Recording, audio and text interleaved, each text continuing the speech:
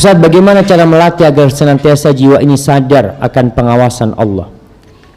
Karena seseorang sering melakukan maksiat di dalam kesendirian, terus taubat, dan kemudian bermaksiat kembali dan bertobat, kemudian terjatuh lagi. Tolong diberikan nasihat antum, Ustaz. Barakallahu fikum. Wallahi jamaah, Rasulullah sallallahu alaihi wasallam mengatakan kullu bani Adam khata'. Seluruh anak Adam itu khata', banyak melakukan dosa. Wa khairul khata'in at-tawwabun, dan sebaik-baiknya orang melakukan dosa adalah orang yang bertobat. Sekarang bagaimana kita berusaha untuk terhindar dari dosa, menyelamatkan diri kita dari dosa? Jiwa kita ini senantiasa membisikkan keburukan, ditambah iblis yang gak berhenti menggoda kita. Bisa kita menundukkan jiwa kita. Antum tahu yang namanya burung elang? Pernah lihat burung elang di tangannya orang? Burung elang yang biasanya terbang tinggi, jauh, tempatnya di pohon-pohon yang tinggi atau di tebing-tebing yang nggak bisa dicapai oleh manusia. Tapi antum bisa melihat dia ada di tangan orang.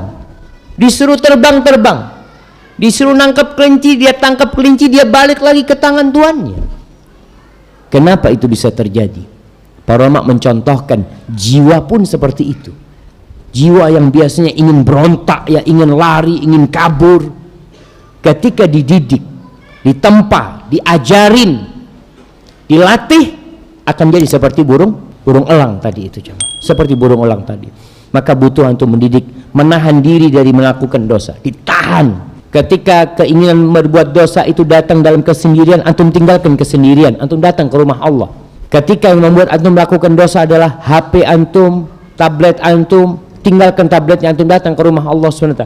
Hanya perlu dilatih, dibiasakan. Lama kelamaan jiwa itu jadi jiwa mutmainnah, bahkan kesenangannya itu berada dalam ketaatan. Bagaimana ada orang-orang yang Masya Allah ketika tertidur di pagi hari, tidur malam hari sampai azan subuh, dia sholat subuh, habis sholat subuh dia menyesal, kenapa? Aku nggak sholat malam tadi, aku nggak sholat malam.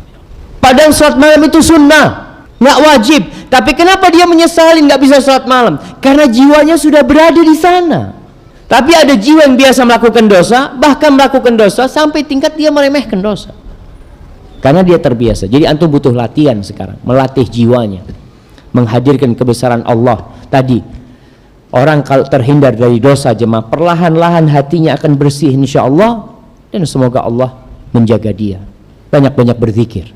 Orang yang lisannya berzikir insya Allah jauh dari dosa, karena zikrullah itu termasuk hisnun mani', termasuk benteng yang sangat kokoh.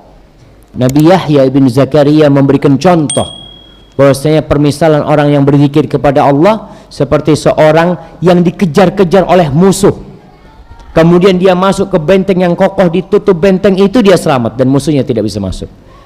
Fakadzalika dzikrullah, begitulah zikrullah. Ketika orang mengingat Allah, maka syaitan insya Allah akan menjauh dari dirinya.